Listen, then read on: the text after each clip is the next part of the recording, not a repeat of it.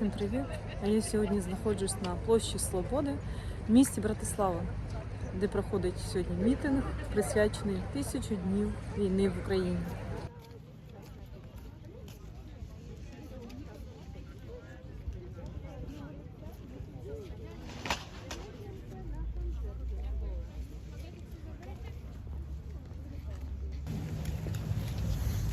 Počas zapaľovania sviet nám zaspieva Neha a Sila.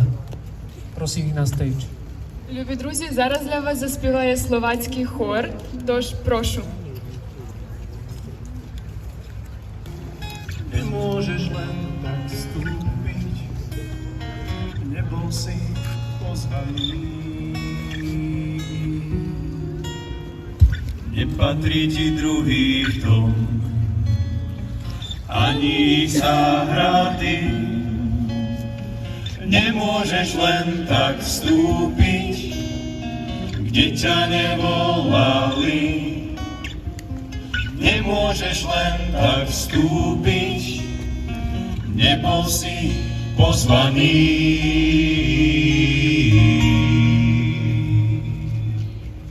Nechceš, aby sa dialo tebe, nerob druhým, čo nechceš, aby robili tebe. Nerob druhým, čo nechceš, aby sa dialo tebe. Nepatrí ti druhý, nechceš, aby robili tebe. Ani záhrady, aby sa dialo tebe. Nemôžeš len tak vstúpiť, kde ťa nevolali. Aby sa dialo tebe. Nemôžeš len tak vstúpiť, nebol si pozvaný. Zapálení sviečok. Pred nami vidíme Ukrajinu, taká ako je celá jej hranice, silnú a odolnú. Любі друзі, щиро дякуємо вам, що долучилися до акції запалення свічок. Ви можете побачити кордони України.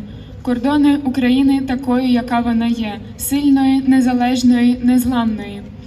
А зараз запрошуємо заспівати відому українську співачку Поліну Бабій пісню «Ой у лузі червона калина». Не хилися, червона калино, маєш білий світ. Не журися, славна Україно, маєш вільний рід. А ми тую червону калину підіймемо, а ми нашу славну Україну, гей, гей, розвеселимо. Любі друзі, словацький хор Нега заспіває вам ще одну символічну пісню, тож запрошуємо їх оплесками. Krajinu zloba, závisť, strach a sváty ať pominou, ať už pominou. Teď, když tvá ztracená vláda věcí tvých zpět se k tobě navrátí, lidé navrátí. Dobrý večer, dorohí Ukrajinci. Dobrý večer, milí slovenskí priatelia. Dnes sme sa sešli na tomto zhromaždení, na tomto námestí, aby sme si pripomneli již 1000. deň od začiatku celoplošné vojenské zbrojné agresie Ruska proti Ukrajine.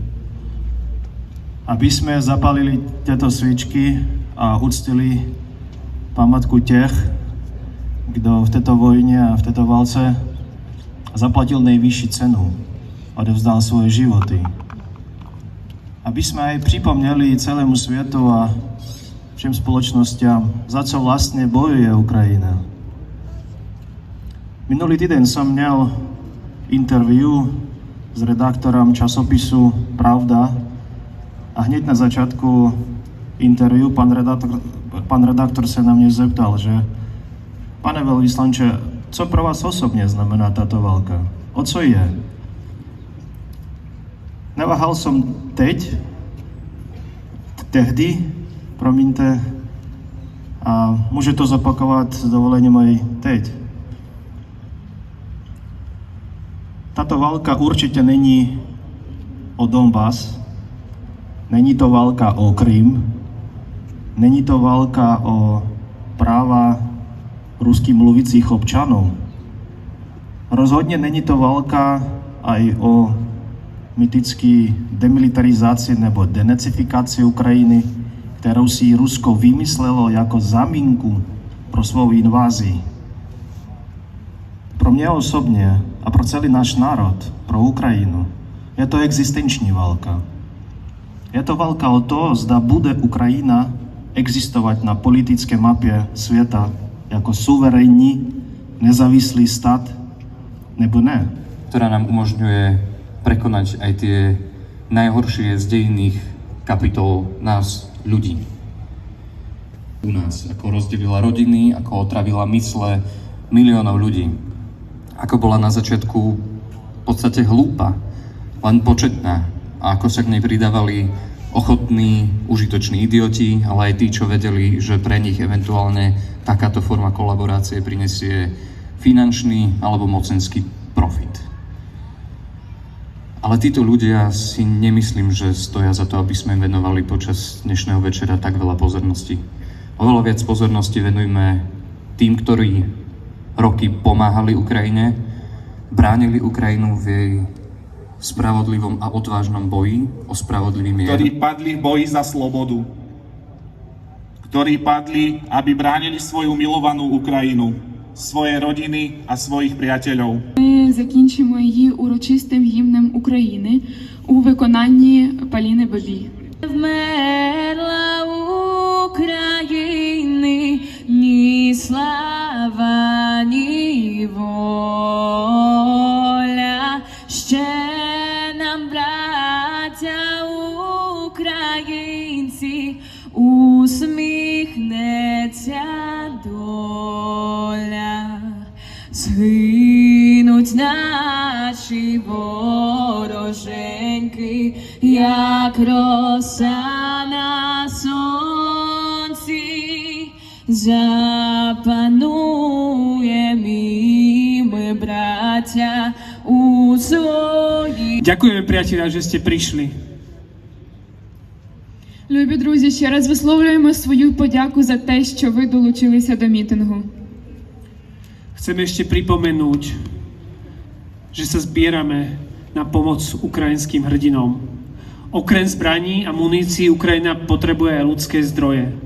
Mier v Ukrajine znova spúšťa mimoriadne potrebnú kampaň s názvom Nájsť opäť silu žiť. Okrem zbraní a munície totiž Ukrajine chýbajú aj ľudské zdroje.